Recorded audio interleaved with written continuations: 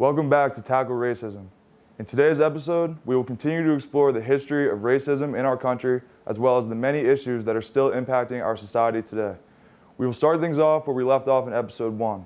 The decade is the 1950s, and although the federal government has set laws and amendments to help end racism in our country, states were continuing to find ways around many of them to repress minorities. Segregation, under the guise of separate but equal, was the name of the game, a game that at times would become a deadly one. In 1954, the Supreme Court ruled that separate but equal educational facilities for racial minorities is inherently unequal, violating the Equal Protection Clause of the 14th Amendment of the U.S. Constitution. School segregation laws were some of the most enduring and best known of the Jim Crow laws that characterized the southern states at the time. Despite that landmark ruling, several states would fight back any way possible to hold back the ramifications of this ruling for as long as they could. One example of this would be known as the Southern Manifesto. Officially known as the Declaration of Constitutional Principles, the Southern Manifesto was a document written in 1956 in opposition to racial integration of public spaces. The manifesto was signed by 19 U.S. senators and 82 representatives from the South. The manifesto was drafted as a direct counter to the landmark Supreme Court 1954 ruling of Brown versus Board of Education. Emmett Till was a 14-year-old black teenager who was lynched in Mississippi in 1955. After being accused of offending a white woman in her family's grocery store, the brutality of his murder and the fact that his killers were acquitted by an all-white jury drew attention to the long history of violent persecution of African Americans in the United States. Till posthumously became an icon of the civil rights movement. On December 1, 1955, in Montgomery, Alabama, Rosa Parks rejected bus driver James Blake's order to vacate a row of 4 seats in the colored section and stand so that a white passenger could sit as the white section was filled. Her refusal to give up her seat helped inspire the black community to boycott the Montgomery buses for over a year. Ultimately, it led to a November 1956 court decision that bus segregation is unconstitutional under the Equal Protection Clause of the 14th Amendment to the U.S. Constitution. The Greensboro Citizens were a series of nonviolent protests from February to July of 1960, primarily in a Woolworth store in Greensboro, North Carolina. Inspired by Martin Luther King Jr. and his practice of nonviolent protest, the sit-ins was designed to take action against segregation. The plan was simple. Blacks would occupy seats at the local Woolworth store, asked to be served, and when they were denied service, they would not leave. They would repeat this process every day for as long as it would take. Eventually, thousands of people would take part in the sit-in over the course of nearly 6 months before the Woolworth Company would finally change its policy.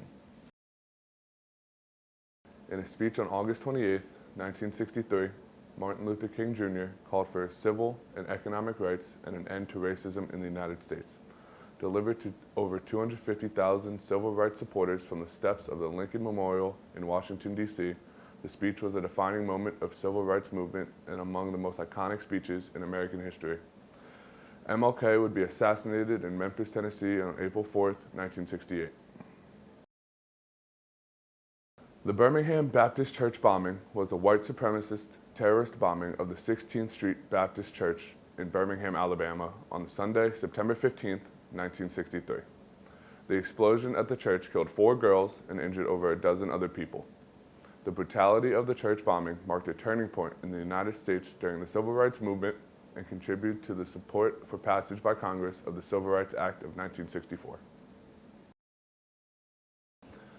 Signed into law by President Johnson in July of 1964, the Civil Rights Act outlawed discrimination based on race, color, religion, sex, national origin, and later sexual orientation and gender identity. It prohibited unequal application of voter registration requirements, racial segregation in both schools and public accommodations, as well as employment discrimination. The act remains one of the most significant legislative achievements in American history. The Selma to Montgomery marches were 3 protest marches held in 1965 along the highway from Selma, Alabama to the state capital of Montgomery. The marches were organized by nonviolent activists to demonstrate the desire of African American citizens to exercise their constitutional right to vote, and in defiance of segregationist repression.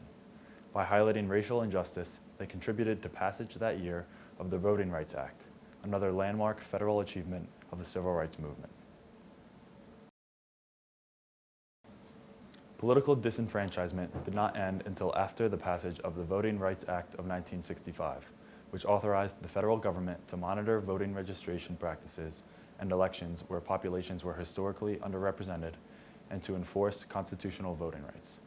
Despite this, the fight over voting rights has continued well into the 21st century, as shown by numerous court cases in 2016 and certain state laws that are being passed after the 2020 election took place. As the decade of the 1960s was coming to a close, many of the desegregation orders from the landmark case of Brown v. Board of Education had not been followed, and most schools in the South were desegregating slowly, if at all. Following 15 years of delays to integrate by the most southern school boards, the United States Supreme Court ruled in 1969 in the case of Alexander v. Holmes County Board of Education that desegregation of all public schools in the American South must be implemented immediately. In effect, this ruling stated that all racial segregation must end at once. The civil rights movement of the 50s and 60s was marked with many small victories that often would be followed up with tragedy and defeat. Progress was not easy and often took years to take hold. The fight against racism would take 2 steps forward, followed by 1 step back. In our next episode, we will explore the rising role that many athletes of the 50s and 60s had in the fight to tackle racism. Thanks for watching, and see you next time.